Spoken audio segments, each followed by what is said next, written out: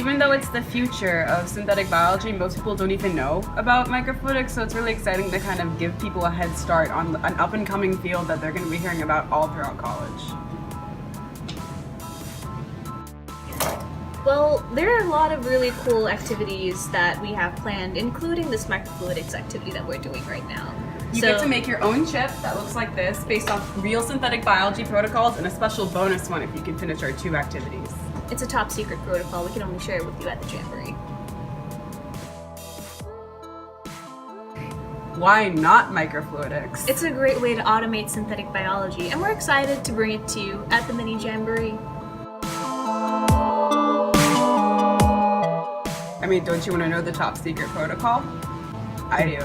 We don't even know. It's so secret we don't know. Dr. Shane's gonna tell us. He's gonna show up. He's been in hiding for 30 years, hiding his protocol. Might be microfluidics, but it's mega fun.